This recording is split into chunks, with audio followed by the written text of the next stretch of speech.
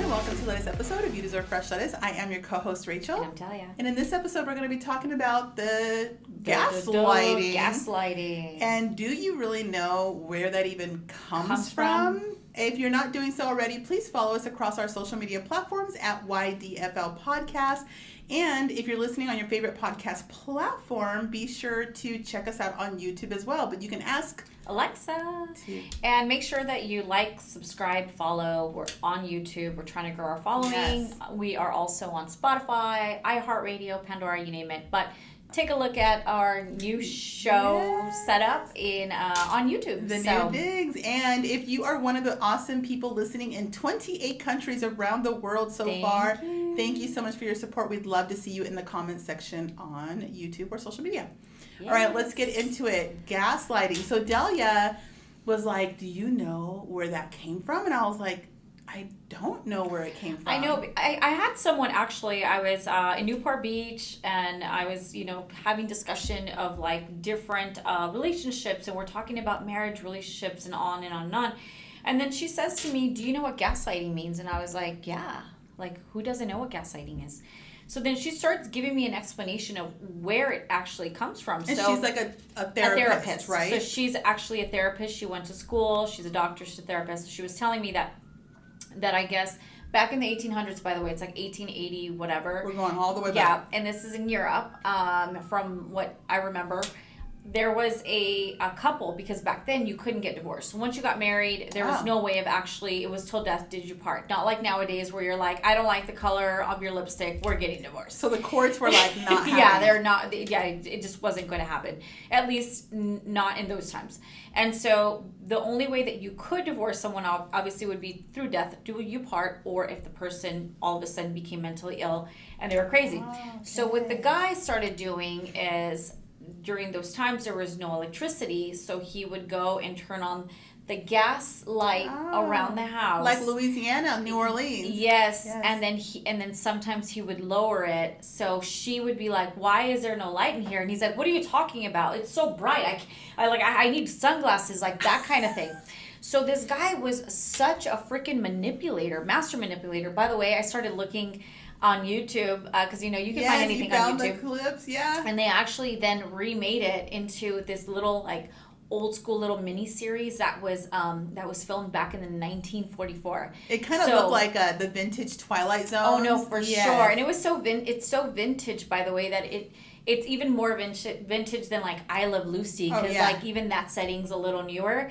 And the things that this guy was doing on these little short film clips, like, he would move like a picture frame and said, what, like he would walk in the door and be like, what happened to the picture frame?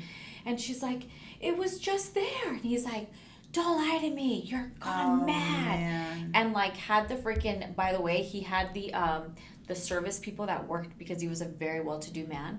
He had the service people. In that clip that you sent, it was like the housekeeper.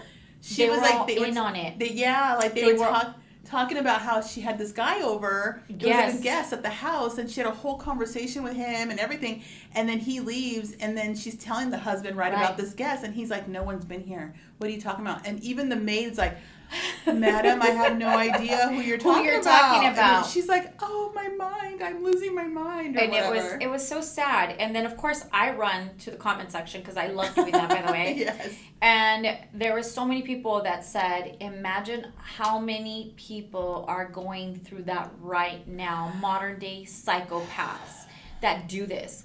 And though this was where the term came from, gaslighting, that's where that term came from. I never knew that. I had always heard of it, like, oh, he's gaslighting you. Yeah. And I'm like, oh yeah, he's just saying that I did this, but I did do that. And you know when it gets real is when you're with someone that you're questioning whether or not they told you something, that you almost have to record the conversation. And that is like modern day narcissism too, because everyone talks about narcissistic behavior. That's true. And that's all part of it, by the way. And where you have to like literally make sure you record it, because you're like, why did I think he said we are going out on Friday night with so-and-so couple? Rather, he's like, I never said that. We're not going anywhere. What are you talking about? Are you crazy? and you sit there and you question your whole freaking life. Or how about like what we talked about in other episodes where, you know, you're at an event or just a gathering with other couples and you see your person flirting with the so-and-so's wife and you see it. Like, you know it. You see it, you fear it. Like, you feel it, the whole thing. And then when you address it, like, honey, you know, I don't feel really comfortable. What are you talking about? Like, are you crazy? Serious? Are like, you serious? Are you over that her? Jealous over her? Now you definitely start questioning your whole life. Because you're like, am I overreacting? Like, am I crazy? Is it me? So to me, when I saw that clip that you sent me, it gave me a little bit of that. Like, I thought, how does this play into my life? Has it played into my life? And it has. And it's like those moments where you go, oh my God, you question. You everything. Do question it. You sit there and you question everything. Or for instance, like, I know, like, for a while, you know, like my old colleague, that's what I'd like to call him here on the YDFL podcast. My old colleague had an actual other phone, right? Because that's how he would communicate with the other people that he was messing around with. And I know I saw it. And it was this little flip phone that he got from like 7-Eleven, you know, one of those burner phones. And he literally painted me out to be flippin' crazy. And I remember there was a moment there where I was like, I've gone mad. Like, I'm losing it. I'm freaking losing it. And I started really questioning my entire life. And so my point to that is, how many women go through this where they're like, you thought you saw his car and he's like, what are you talking about? I was at the office the entire time. And you could put money on it. And your intuition says, no, this mother effer is up to no good, and that's him. And so for me, I just remember thinking, no, this doesn't make sense. And it goes back to the gaslighting thing where they're saying, you're crazy. What are you talking about? I never did that. And this girl literally, like, I think as I was watching the clips from 1944, it's kind of cool actually. Yeah. Towards the end of the clips, like, her hair's messed up. She looks just completely out of it. And keep in like, mind, ladies, out. this is a true story. This is based on a true story. Based on a true story. This is where the foundation of the term gaslighting comes from. And so that's, like, they literally took it to court too, by the way. This wasn't something that was just like, oh, he said, she said. This wasn't hearsay. Literally, they took this to court. And they were eventually able to prove that that's essentially what he was doing, is gaslighting her, which was with the intention of leaving her for another woman, right? Right, and pretty much painting her out to be freaking nuts and crazy. And so I'm not saying that, you know, men are going to do this to try to leave you, but they definitely are going to do this if maybe they're having an affair and they're trying to cover up their tracks, right? And I'm not saying that that's the reason why they're going to do it. Yeah. But more than likely, that the motivation is a motive. Might be that. That is a motive. They got to demean you and lower your everything, like make you question everything, right? In order to maneuver the way that they're maneuvering. It made me realize right now, it reminded me when I was filing for divorce, and I remember talking to one of the clerks in the county clerk's office. And when I was trying to do the paperwork, this is I filed like 3 times. This is like the first time I had filed. And I was going, because I couldn't get my life together or whatever. Yeah. But anyways, I was going through and I remember seeing the boxes, you know, it's like irreconcilable differences. Mm-hmm. And then the only other one was like mental whatever, psycho whatever. It was like crazy. Yeah. And so I go through the thing and I'm joking about the crazy box. Yeah. And I go, should I put it? She's laughing. She says, very few men file for divorce, which we all know. We talked about this on the show. Sure. But she said almost always when they do, they check that box. She said almost every time they file, this is what she said here in my county. Yeah. She said almost every time it's like eye roll because they'll check that she was crazy. That she was crazy. Yeah. You see? So there it goes. It goes back to the gaslighting. It's like, well, she's crazy rather than just like irreconcilable differences. Yeah, yeah. I know that recently there was a guy that was getting ready to get divorced. And, you know, the crazy thing is, for me, is when the person paints out the soon-to-be ex-wife to be crazy. Such a red flag, right? Right, and he's like, she's crazy, she's a lunatic, she's lost it, she's done this, she took the kids, and she's, you know, taking them to like a Utah, Idaho, whatever. Long story longer, the guy is like begging her to come back. So how crazy is she really that you want her back? Like, you're obviously the one that's the freaking lunatic, right? Yeah. And I mean, you should have seen the stories, because I was on the phone with the guy for like an hour and a half, and he's giving me the breakdown of all the things that she's doing. And there's a moment there where I almost questioned his sanity. But then I'm like, well, who am I, right? I'm just literally, I always say there's three sides to a story. There's your version, their version, and then there's the truth. And so then I was like, well, how much of his story is real and how much of it is like not real? Yeah. So, you know, we go through the motions of what he's going to do and tell the judge how crazy she is. And he knows he has a case against her because she's done all these things. And the next thing you know, he goes wherever the heck she left, to Utah, and is trying to get back with her. They like are trying to I get it. Once you have a family, though, it's different. So I really shouldn't, you know, put so much of there's my a fine thought line between like but fighting for your family and like literally defaming and discrediting everything. The sanity of your partner, like lowering her to a doormat in the name of like trying to save the marriage. It's that's a little bit nuts. Well, I think it's more than that. I think what happens is I think people usually they want people to feel sorry for them. That's like, true. oh, you know what? I'm so sorry that you're going through that. I can't believe what a psycho bitch she is. Like, she seemed like such a nice girl. Like, I can't imagine her being so psychotic,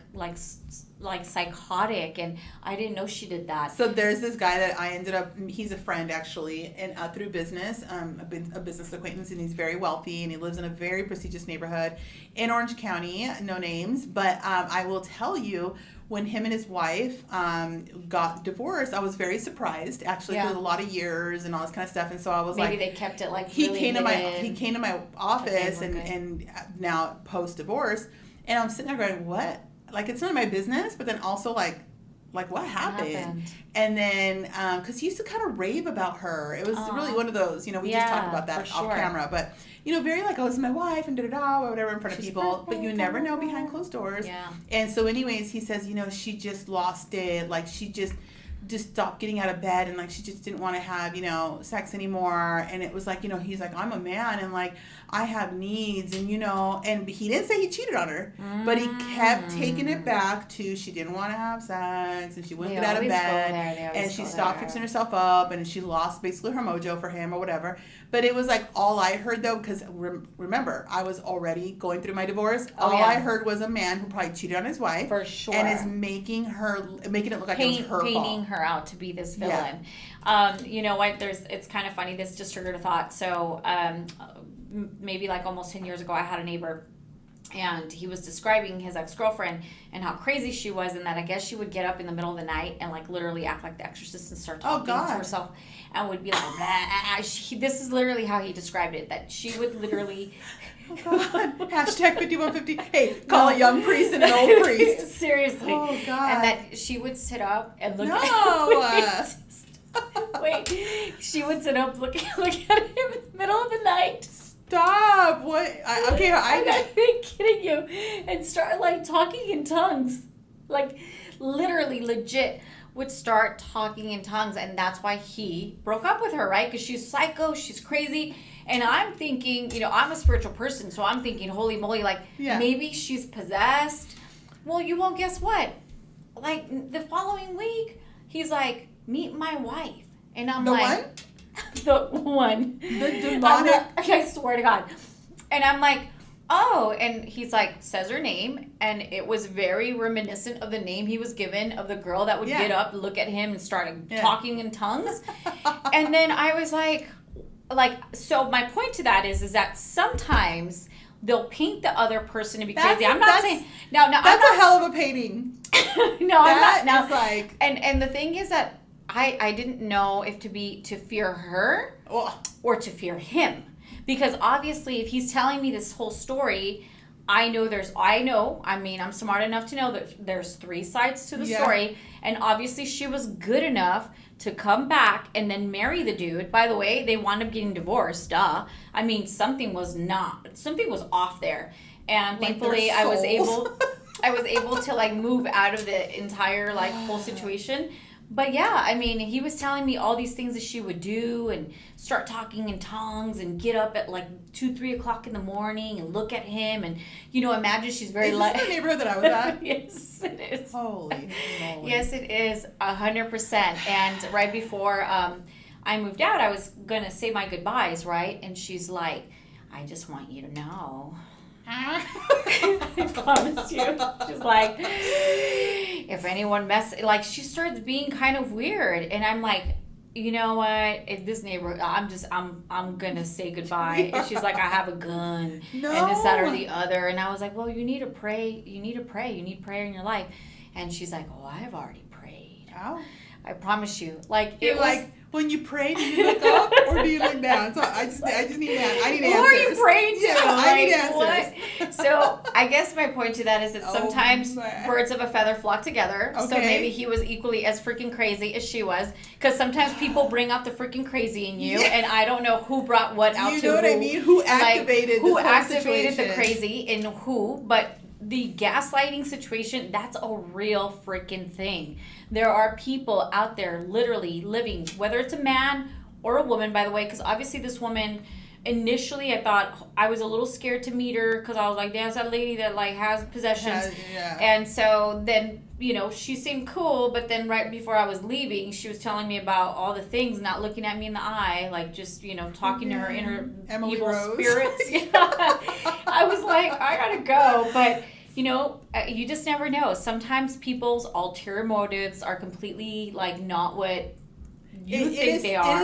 It is so crazy, and some of these people are out here just really going for the Academy Award. I was telling Delia that I watched an HBO biopic that was about Bernie Madoff, and it stars Robert De Niro as Bernie, and his wife is played by now I can't remember her name anyways. Oh, you know, well, I mean, but Michelle, I know it's that, but Michelle I know Pfeiffer. Okay, Michelle Pfeiffer. But here's the eye opener. By the time the journalist was done interviewing him, because the whole thing is like this behind the scenes or whatever of this journalist for I think the New York Times interviewing him and everything from prison, and her assessment at the end is he is just a sociopath. But when you watch the whole thing, you can see he's so kind, and in his mind he was doing such great things for everybody, and in his mind he wasn't doing anything wrong, right? And he didn't mean any harm by it, and, right? And but you know what it is with that? He believed his own because poison. they justify they have inner justifications for everything that they do, whether it's good or bad or evil or what have you. And so they justify the entire motives and reasons behind it, and they think they're doing good, not bad. And that's what's freaking crazy about it, because, you know, you might end up killing somebody thinking, well, I was just protecting this psychopath. I don't know. So at the end of the day, always be aware of those red flags. Though, if you notice that someone's really good at justifying their BS, we all do it to a degree, but you'll know when you see it.